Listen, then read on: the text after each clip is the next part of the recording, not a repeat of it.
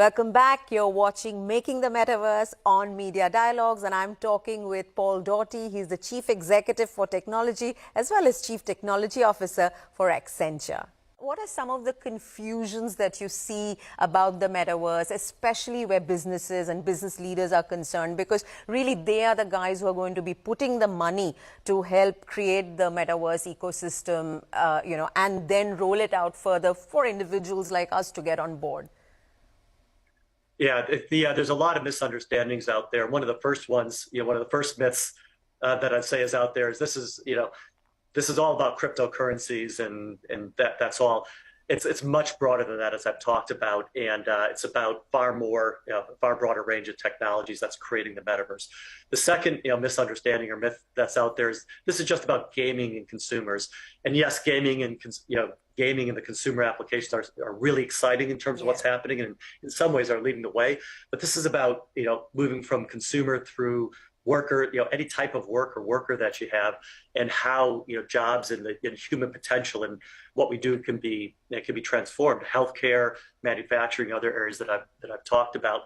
So that's another one of the myths or misunderstandings that's out there. And the other is that I can wait on this, and I really want to emphasize this again, and we've talked about it already earlier, but you really need to understand how to apply the technology earlier, or you'll be left behind. And one thing I tell the companies that I work with and the executives that I deal with is you gotta apply a three-part formula to this. You gotta think big now and understand what the potential is, so you know where to place your early bets. So think big, start small, and find the area where it'll add value to you. I talked already about where we've applied it with our employees and our onboarding and learning, and then get ready to scale fast, because this is gonna change rapidly as we go forward. Right. Actually, you preempted my question, which is what would you tell leaders who need to reimagine their businesses to get ready to adopt the metaverse to use? I'm guessing the answer would be the same, isn't it? Yeah, it's the same. And I think, I can't tell you the number of companies over the past 20 years that have come to me and asked, I missed the e-commerce wave, and, the other giants beat me out there. I missed the social commerce wave, whatever it might be. And now's the time for companies to get ahead in what's going to be the next and even bigger wave. And that's why I think it is an imperative to think through this now, even if this isn't the biggest investment you make as a company in the next year, and it probably won't be for many.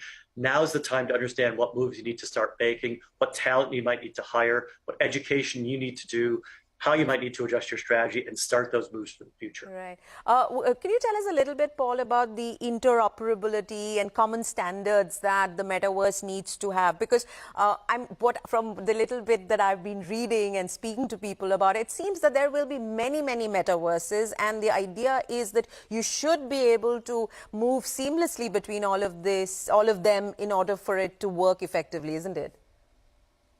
Yeah, this is a really important question, and we believe, and our view is that the metaverse needs to be an open environment, because we're only going to serve the needs of people and citizens around the world if we have interoperability and an open metaverse environment. Not everybody is on board with that, as is typically the case with technology.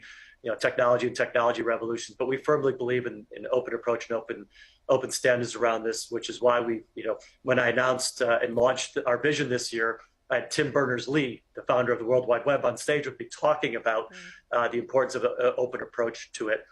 We're very active in the Linux Foundation with new efforts that are underway around open standards for open wallet and interconnectivity around these technologies. Critically important, and we're a big advocate for an open approach to this, and we'll continue to do so. And a related point that we haven't talked about a lot is that's on that same theme is the need for a responsible approach to the metaverse, which we can get more into. But just like any technology, the metaverse has tremendous potential and tremendous upside, but it's got some risks, and we need to make sure that we're proactive in taking a responsible approach. Do you see regulators having to play a role at this point of building the metaverse about these standards and about, safeguarding people from some of the vulnerabilities that might, occur as a result of being on the metaverse? Yeah, I think what's important is to set the guardrails around a responsible approach to the metaverse. There's issues that are really three categories. One is around trust, and that gets into security and securing information and such around the metaverse, and the work that companies and regulators are doing already around data and data privacy and such, I think just needs to be extended. The second area of focus needs to be around safety. Access to information, safe content, integrity of content that's in the metaverse, the experience of, say, children and others in content they can access, and that's a big concern. Needs a different approach that companies need to take responsibility for, and regulators will play a role in as well, and are already active in it. Again, needs to be extended to the metaverse. And the third area is around sustainability, because there's been a lot of talk about how cryptocurrencies and metaverse can consume tremendous energy resources, and that's true. But it doesn't have to be that way. And there's more responsible, more sustainable technologies we can use to form the foundation of the metaverse that will carry us forward in a much better way, for our planet and our future. And we're a big advocate of that as well. And again, it's about companies and organizations taking accountability to start off and to head down a responsible path as we build the metaverse for the future. Does the metaverse need a perfect use case that'll get millions on board? And what is it that's going to unlock? For instance, in India, we've seen the low pricing of data really unlock the use of mobile smartphones and a lot of digital transactions. And these are mind-boggling numbers that we are seeing in India, especially financial digital transactions. So is there anything in your mind that will unlock the metaverse for really, really large millions or hundreds of millions of people on the metaverse? So it's a great question. I'm not sure I have the perfect crystal ball on that one, but I think one thing that will unlock it is what you mentioned earlier, or you asked about earlier, which is an open approach.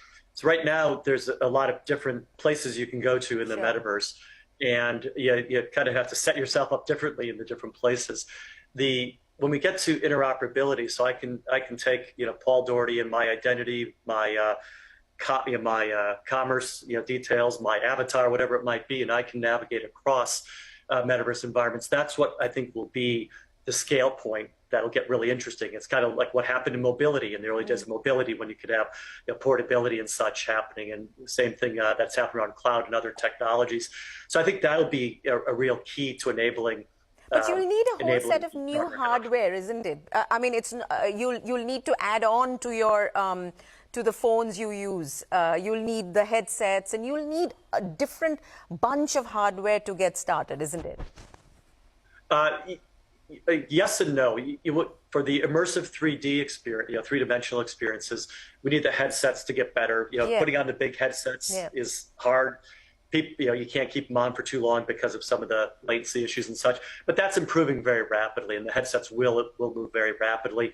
And eventually, you'll have the capability in the eyeglasses, glasses, like I'm wearing, or in contact lenses, or even less. But that is a constraint for the immersive experiences. But our belief is that the 2D experiences via our laptops, via our phones, and via interaction with ambient computing, the way we interact in the real world, is going to be a key part of the metaverse. Oh, really? And because the problem is not everybody's going to be able to afford those headsets. Exactly. And if we want an inclusive metaverse, and not everybody can wear them, people won't wear them, 24 hours a day, and I don't think that would be a good thing anyway. So creating the seamless integration of 2D and 3D is important. And we can already do that today. So when we have our Accenture Metaverse, most people put on the headset and go into it immersively, but some go on just with a keyboard and screen, and they have just as rich of an experience with it. And I think that thinking of the metaverse as that way in a continuum of experiences is important. So your question is right, that the hardware advances will be essential to the full realization of the experience, but we can start with a lot of other approaches as well. Your work and your experience over the years have resulted in at least 2 books, from what I know, and there is a lot of thought there about what technology does to the human condition. I'm curious, while the convenience that the metaverse will offer on various fronts are very, very obvious, and they will get proven as we go along, how do you feel at a philosophical level about the fact that the metaverse is going to encourage people to sort of stay in virtual worlds or really inhabit virtual worlds so fully that perhaps the physical world will be a lonelier place? Do you want to weigh in on that philosophically? Because I'm sure there is a lot of thinking on things like this. Yeah, that may need a whole nother book, because it's a great question. But my whole career, like my passion has been, I love technology, but my passion is around how technology enables human potential, how it makes each of us individually better and how it makes us collectively better. And I believe that's the story of what we've seen with technology. And I believe that's the future with the metaverse also, is enabling all of us with more, enabling more of our own potential to be human. And that was, I wrote a book called Human Plus Machine, which kind of talked about that in the context of artificial intelligence. I believe the same is true for the metaverse. I believe that's why the way we design this and build this capability is so important, so that we enhance real world experiences. We build more opportunities for human connection, and we really maximize, the skills and talent and potential that each of us have. That to me is the power of the metaverse. It's not about Ready Player One with people with headsets never talking to each other. It's about how we enhance, what we do as human beings to, with our own potential and the ability to work together and improve the state of the world. And I really, truly believe that is the potential of the metaverse. Well, more power to your words, Paul, and good luck to everyone at Accenture and all you guys building the metaverse. We, as lay people who are going to start using the metaverse, we want as much information as we can get about it so that we are prepared when it's rolled out across, different spheres of life. Thank you very much for joining us. Thank you. It's been a pleasure. Thank you. And thank you for watching. Look out for another conversation on Media Dialogues on CNBC TV 18.